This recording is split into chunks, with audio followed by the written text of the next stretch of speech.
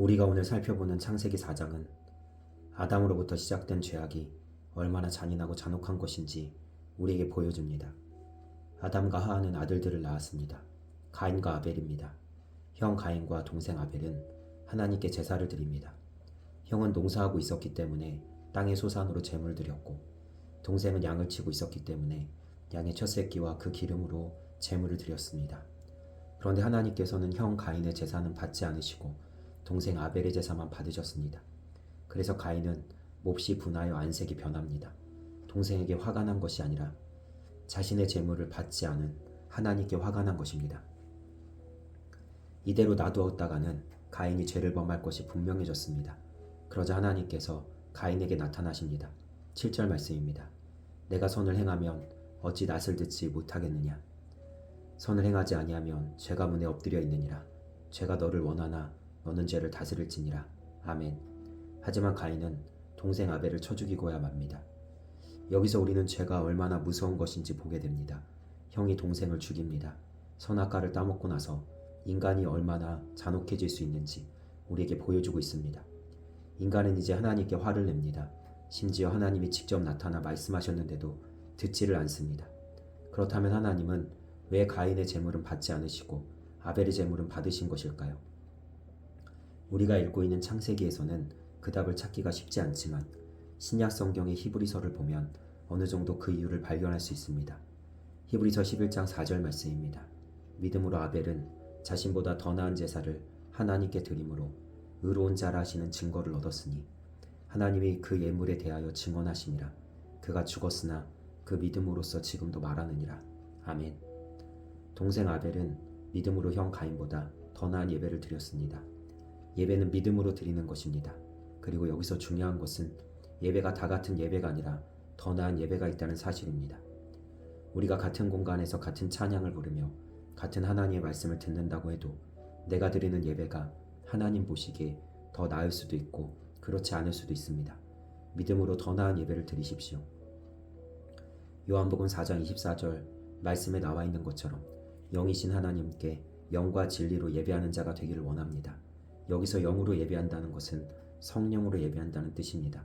하나님께 드리는 예배 가운데 성령님께서 역사하십니다. 찬양 가운데 우리 마음을 움직이시고 하나님의 살아있는 말씀이 내 심령에 새겨지게 하십니다. 그렇게 우리는 성령으로 예배하는 것입니다. 또한 우리는 진리로 예배합니다. 진리는 하나님의 말씀입니다. 우리는 말씀 가운데 말씀 안에서 하나님을 예배합니다. 말씀에 나와 있는 대로 하나님께 찬양하고 믿음을 고백하며 오직 말씀으로만 하나님께 나아가는 것입니다. 아벨은 죽어서도 자신의 믿음으로 우리에게 말하고 있습니다. 하나님께서는 아벨의 예물에 대해서 친히 우리에게 증언하고 계십니다. 아벨처럼 예배해야 한다고. 오늘이 마지막인 것처럼 우리는 하나님께 전심으로 예배해야 하는 것입니다. 이렇게 예배하는 자들은 하나님께서 가인에게 말씀하신 대로 죄를 이길 수 있습니다. 7절 말씀을 다시 보십시오. 선을 행하지 아니하면 죄가 문에 엎드려 있느니라. 아멘. 여기서 선을 행한다는 것은 착한 일을 많이 해야 한다는 것이 아닙니다.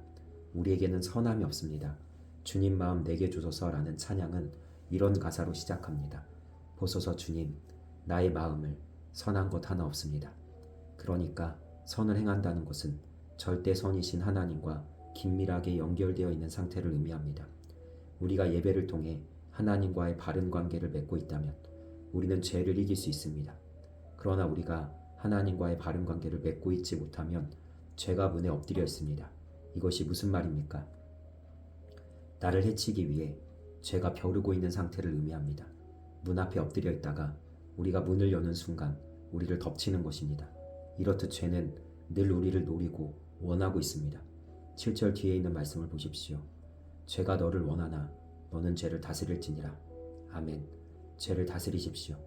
오직 내 안에 계신 나와 함께 하시는 하나님만이 뼛속까지 악한 내가 죄를 이길 수 있도록 도와주실 수 있습니다. 하나님께 가까이 나아가십시오. 하나님을 확실히 붙드십시오. 야고보서 4장 8절 말씀입니다. 하나님을 가까이 하라. 그리하면 너희를 가까이 하시리라. 죄인들아 손을 깨끗이 하라. 두 마음을 품은 자들아 마음을 성결하게 하라. 아멘. 가까이 계신 하나님으로 인해 죄를 이깁시오. 하나님을 향한 일편단심의 마음을 품어 오늘도 정결한 믿음의 삶을 살아냅시다. 아벨처럼 더 나은 믿음의 예배를 드리십시오. 죄를 다스리는 우리 주님의 권세로 날마다 죄와 싸워서 이기는 하나님의 사람들이 되시기를 주님의 이름으로 소망하며 축원합니다. 오늘 하루도 승리하세요.